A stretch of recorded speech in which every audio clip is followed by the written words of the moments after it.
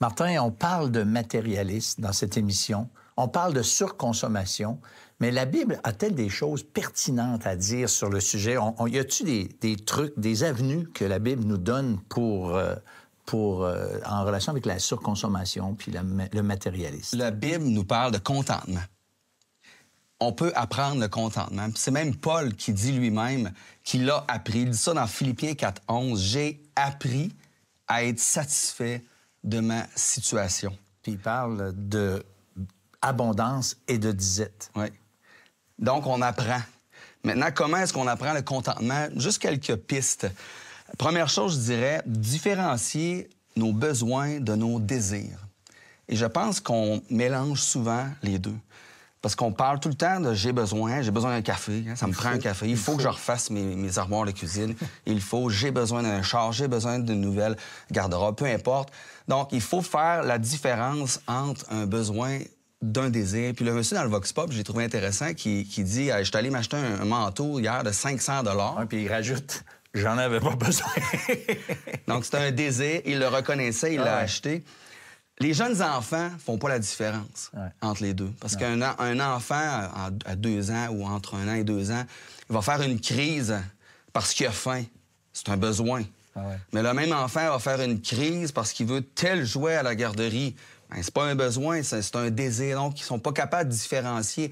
Mais en vieillissant, en prenant de la maturité, nous, on devrait faire la différence entre nos vrais besoins puis les désirs. Ça veut pas dire qu'on peut jamais aller avoir nos désirs puis se faire plaisir. C'est pas ça l'idée. C'est toujours légitime, un désir. Non. Mais ici, on ne fait pas la différence. C'est ça le point. Puis la Bible nous dit que Dieu pourvoit à nos besoins. Pourvoit pas à nos désirs nécessairement tout le temps.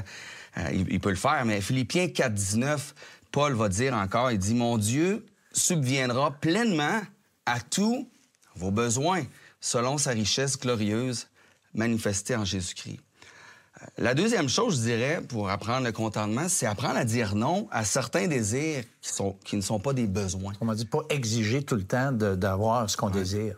Puis j'ai une illustration, une histoire d'un de mes amis, puis c'est extrême un peu, mais ça l'illustre quand même bien. Lui, il collectionnait les jeux vidéo et toute sa vie, il a acheté des jeux vidéo. Il a dû mettre des centaines de milliers de dollars. Mais ça, j'ai de la misère. Des centaines de milliers. Tu te dis, bon, les bons chiffres. Peut-être 200 et plus, là, depuis qu'il est jeune, qu'il achète. Il n'a jamais dit non à ce désir. On s'entend que c'est pas un besoin. Il aime ça, mais c'est correct. Mais il n'a jamais dit non. Et le fait d'acheter, ce désir-là est devenu une dépendance pour lui. Il avait comme besoin. Puis éventuellement, une dépendance, c'est comme un besoin. Puis quand il n'y en a pas, il file pas bien.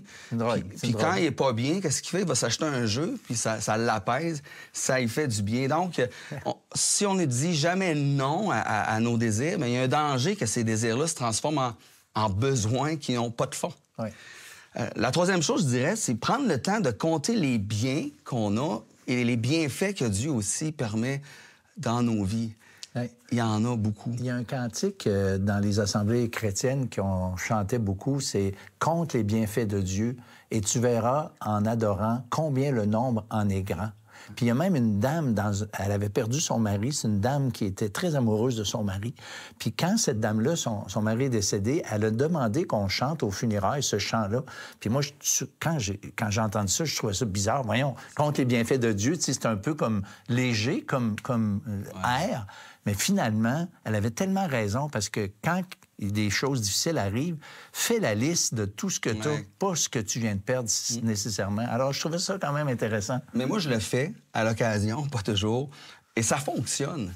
Mais je dois avouer que c'est difficile de se convaincre que tout ce que j'ai, c'est suffisant, mais j'y arrive de dire hey, j'ai déjà ça, j'ai ça, puis j'ai ça, j'ai ça. Donc, il faut arriver à dire non en sachant, en voyant tout ce qu'on a. Et Paul le fait. Il dit à Timothée, « Tant que nous avons nourriture et vêtements, estimons-nous contents. » Il a compté les bienfaits. Il n'a pas compté beaucoup, on s'entend. C'est pas un Québécois, ça. Il a compté jusqu'à 2. Hein? Non, mais il y a le vêtement, il y a la nourriture. Hey, c'était assez pour lui. Contentons-nous, estimons-nous contents. Et la quatrième chose que je dirais, c'est de laisser Dieu nous éduquer, nous enseigner. C'est quelque chose qui s'apprend, j'ai dit. Et Paul, c'est ce qu'il a appris aussi.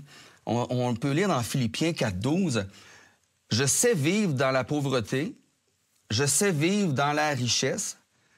Pourquoi? Toujours et partout, il dit, j'ai appris à être rassasié et à avoir faim, à vivre avec beaucoup et avec peu. Donc, l'apôtre Paul, il a appris. Et le verbe apprendre, c'est vraiment l'idée d'apprendre par expérience. Et Paul, on s'entend qu'il a appris par expérience. Ah, il a eu dur, celle-là. Là. Beaucoup d'épreuves. Il a appris ces choses-là avec l'expérience. Donc, les expériences de la vie vont nous apprendre aussi le contentement. Alors, laissons Dieu nous permettre ces choses-là dans nos vies pour apprendre le contentement. Et le Seigneur Jésus, quand on est son enfant, eh bien, le Saint-Esprit vient nous habiter. Et il peut aussi nous aider à avoir le contentement dans nos vies, mais toujours faut-il être son enfant. Martin, merci. Hey, je suis content d'entendre ça. J'ai du contentement. Mais on vous invite à rester avec nous après la pause parce qu'après la pause, on va vous parler d'un homme que Jésus a traité d'insensé, a traité de fou. Vous avez des questions ou des commentaires sur ce que vous venez d'entendre? Contactez-nous par téléphone ou réagissez sur les médias sociaux.